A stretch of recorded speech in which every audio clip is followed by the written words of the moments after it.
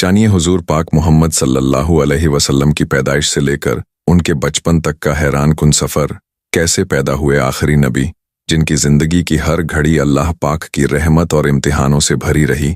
आपकी ज़िंदगी में क्या क्या हुआ, कहाँ परवरिश हुई, कौन कौन अजीम हस्तियाँ आपकी ज़िंदगी में मौजूद थीं, और वो मौजज़ात जिन पर आज भी ज़माना रश्क करता है। जानिए इस वीडियो में। अगर आप प्यारे नबी मोहम्मद सल्लल्लाहु अलैहि वसल्लम से सच्ची मोहब्बत रखते हैं तो इस वीडियो को लाइक और शेयर करें। रेगिस्तान की तपिश, तपते सूरज की शिद्दत और चारों तरफ फैला हुआ वीराना। मक्का की सरजमीन पर ऊंटों के काफिले चलते रहते, जिनमें रेशमी कपड़े, इत्र, खजूरें और अनाज लदा होता। सफर और तिजारत अरब वालों की जिंदगी का हिस्सा था। मक्का का दिल था काबा, वो घर जिसे हजरत इब्राहीम अलैहिस्सलाम और उनके बेटे इस्माइल अलैहिस्सलाम ने सिर्फ अल्लाह की इबादत के लिए तामीर किया था। लेकिन सदियां गुजरने के साथ लोग अपने असल मकसद से दूर होते चले गए। अब हाल ये था कि उसी काबा में 360 बुत रख दिए गए थे। हर कबीला अपना अपना बुत लेकर आता और उसे अपना खुदा बना लेता। कुरैश उस वक्त का सबसे बड़ा और असरदार कबीला था। उनकी इज्जत, शान शौकत और उनका असर मक्का में हर तरफ था। वो काबा के खादिम भी थे और तिजारत के रास्तों के मालिक भी। लोग उन्हें इज्जत से देखते क्योंकि उनके पास काबा की चाबियां थीं। कुरैश के बुजुर्ग अब्दुल मुत्तलिब, जो नबी पाक सल्लल्लाहु अलैहि वसल्लम के दादा थे, काबा की चाबियों के हिफाजतगार माने जाते। जब लोग बुतों के सामने सर झुका रहे होते, जब कोई हबल के सामने झुकता, कोई लात और उज्जा के आगे, कोई मनात की कुर्बान गाह पर खड़ा होता, तो अब्दुल मुत्तलिब अक्सर गहरी सोच में डूब जाते। उनके दिल को चैन नहीं आता था। मक्का के बाजारों का मंजर देखने लायक होता। हर साल दूर दूर से कबीले आते, तिजारत का सामान बिकता, शायर अपने शेर सुनाते, कबीले अपनी शान बघारते। मगर इस भीड़ में सबसे ज्यादा हुजूम बुतों के आसपास होता। लोग अपने अपने बुतों को सजा कर लाते, उनके आगे दूध, खजूरें और कुर्बानियां पेश करते। किसी के लिए हबल बड़ा था, किसी के लिए लात, किसी के लिए उज्जा, तो किसी के लिए मनात। औरतें अपने घरों की खुशहाली के लिए बुतों के सामने दुआ मांगती। कोई कहती, ऐ लात, तू हमारी बेटियों को खुशहाल कर। कोई कहती, ऐ उज्जा, हमारे मर्दों के सफर में कामयाबी अता कर। मर्द अपने ऊंटों और माल की सलामती के लिए बुतों से इल्तिजा करते। उनके यकीन का आलम यह था कि सफर पर निकलते वक्त भी बुत को छूकर जाते और लौटकर उसी के आगे सर झुकाकर शुक्र अदा करते। लेकिन उनकी जिंदगी सिर्फ इसी गुमराही पर खत्म न होती। रातों को शराब की महफिलें सजती, जुए के दांव चलते, ऊंटों की दौड़ होती। ताकतवर कमजोर पर जुल्म करता। गरीबों और गुलामों की कोई इज्जत न थी। औरतों की हैसियत बहुत गिर चुकी थी। यहाँ तक कि कई लोग अपनी बेटियों को जिंदा दफना देते, ये सोचकर कि बेटी उनके लिए शर्म और बोझ है। इन तारीकियों में अब्दुल मुत्तलिब का दिल अक्सर तड़प उठता। वो जानते थे कि ये बुत किसी काम के नहीं, वो पत्थर हैं जिन्हें इंसान ने खुद तराशा है और फिर खुद ही उन्हें खुदा बना लिया। मगर समाज का दबाव, कबीलाई रस्में और पुरखों की आदतें इतनी गहरी थीं कि कोई खुलकर इन बातों को कह न सकता था। एक रात जब लोग काबा के चारों तरफ अपने बुतों के सामने झुके हुए थे, अब्दुल मुत्तलिब काबा के साए में अकेले बैठे आसमान की तरफ देखने लगे। रेगिस्तान का आसमान सितारों से भरा हुआ था। उन्होंने सोचा, ये लोग किस गुमराही में पड़े हैं? ये पत्थर क्या देंगे? क्या ये तकदीर लिखते हैं? क्या आने वाला कोई वक्त है जब ये सब मिट जाएगा और असली हक का सामने आएगा? उनके दिल में अक्सर ये बेचैनी रहती कि जरूर कोई ना कोई सच्चाई है जो इन अंधेरों को मिटाएगी। जरूर कोई रहनुमा आने वाला है जो इस जमीन को गुमराही से निकालकर रोशनी की तरफ ले जाएगा। अरब के हालात ऐसे ही थे। हर कबीला अपने बुत की इबादत में डूबा था। हर आदमी अपने अपने माबूद के आगे दुआ करता। कोई अपनी रोजी की फरियाद करता, कोई अपनी औलाद के लिए दुआ मांगता, कोई अपनी सलामती चाहता। लेकिन किसी को इस बात का इल्म न था कि ये सब पत्थर हैं जिनमें सुनने, समझने और देने की ताकत नहीं। ये गुमराही पूरे अरब पर छाई हुई थी। मगर इसी अंधेरे में एक नूर के आने की बुनियाद रखी जा रही थी। वो नूर जो जल्द ही पूरी दुनिया को रोशन करने वाला था।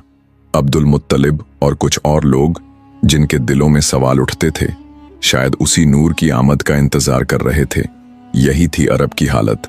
जब प्यारे नबी मोहम्मद सल्लल्लाहु अलैहि वसल्लम की पैदाइश का वक्त करीब आ रहा था, लोग बुतों में उलझे हुए थे। उनकी जिंदगी शराब, जुए और लड़ाई झगड़े में डूबी थी। मगर उनके दिल किसी ऐसी हकीकत की तलाश में थे जो उन्हें इन अंधेरों से निकालकर रोशनी की तरफ ले जाए, और बहुत जल्द वो रोशनी आने वाली थी। वहीं कुरैश खानदान में एक नौजवान था, हजरत अब्दुल्लाह बिन अब्दुल मुत्तलिब। उनकी शक्ल सूरत इतनी खूबसूरत थी कि लोग उन्हें देखते तो ठहर जाते। उनके चेहरे पर एक नूर झलकता, उनके चाल ढाल में एक अदा थी। वो सीरत और किरदार में भी बेहद पाक और शरीफ थे। लोग कहा करते थे कि अब्दुल्लाह में कोई अलौकिक तासुर है। उनकी आंखों में ऐसी गहराई थी जो दिल को खींच ले। हजरत अब्दुल मुत्तलिब को अपने बेटे पर फख्र था। जब अब्दुल्लाह जवानी की उम्र में पहुंचे तो मक्का के कई घराने उनकी तरफ रुख करने लगे। हर कोई चाहता था कि अब्दुल्लाह उनके घर के दामाद बने। हर कोई अपनी बेटी का पैगाम हजरत अब्दुल्लाह को देता, मगर अब्दुल मुत्तलिब के दिल में खुदा की तरफ से एक खुफिया एहसास था। वो जानते थे कि उनके बेटे के नसीब में कुछ खास लिखा गया है। मक्का की एक निहायत पाक दामन और शरीफ औरत थी, बीबी आमिना बिन्त वहब। वो बनु ज़हरा कबीले से ताल्लुक़ रखती थीं। उनकी नस्ल व नसब, उनकी शराफत और उनकी पाक दामनी सब मक्का में मशहूर थी। उनके वालिद वहब बिन अब्द मनाफ अपने कबीले का सरदार थे। बीबी आमिना अपनी हैसियत और अदब की वजह से औरतों में मिसाल मानी जाती थीं। अब्दुल मुत्तलिब ने जब अपने बेटे की शादी का सोचा तो उनकी नज़र हजरत बीबी आमिना पर ठहर गई। वो जानते थे कि ये रिश्ता मुकद्दर का है।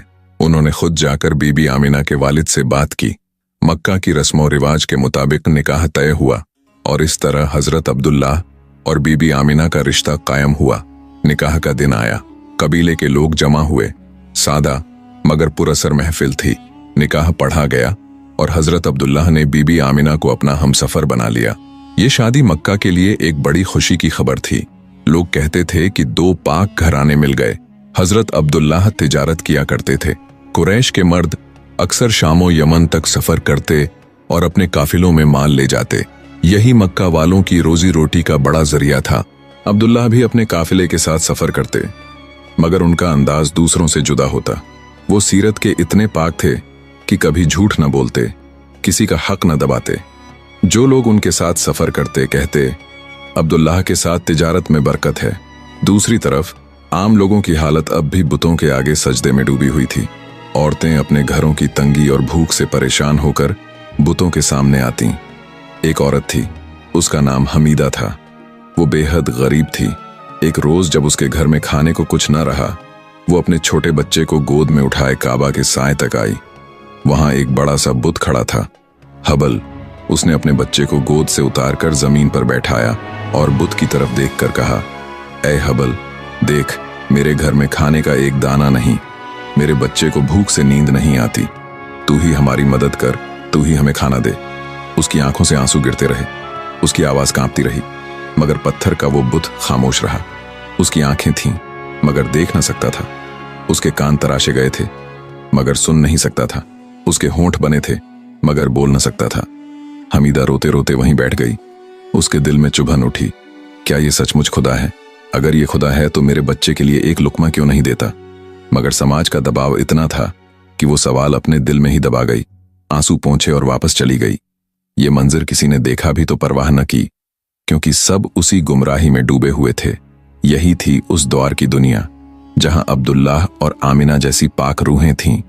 वहीं दूसरी तरफ लोग बुतों के सामने अपनी जान की दुआएं मांगते और बदले में सिर्फ खामोशी पाते। शराब, जुआ, औरतों पर जुल्म, गरीबों की तौहीन, सब आम था।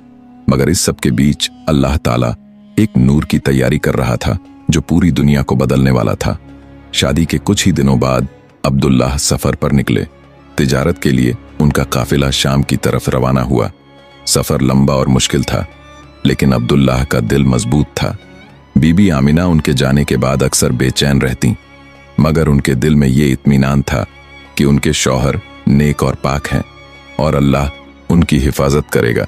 अब्दुल मुत्तलिब अपने बेटे को दुआओं में याद रखते। वो जानते थे कि अब्दुल्लाह की जिंदगी सिर्फ उनकी नहीं, बल्कि पूरी दुनिया के लिए एक नूर का जरिया बनने वाली है। मक्का की रातें गुजर रही थीं। बीबी आमिना के दिल में अक्सर अजीब एहसास उठते। वो महसूस करती कि उनके मुकद्दर में कुछ खास लिखा है। औरतें अपने बुतों से मांगती रहीं, मगर आमिना का दिल हर बार आसमान की तरफ उठ जाता। शायद उनकी रूह जानती थी कि उनके जरिए से दुनिया में एक नूर आने वाला है जो तारीकियों को मिटा देगा।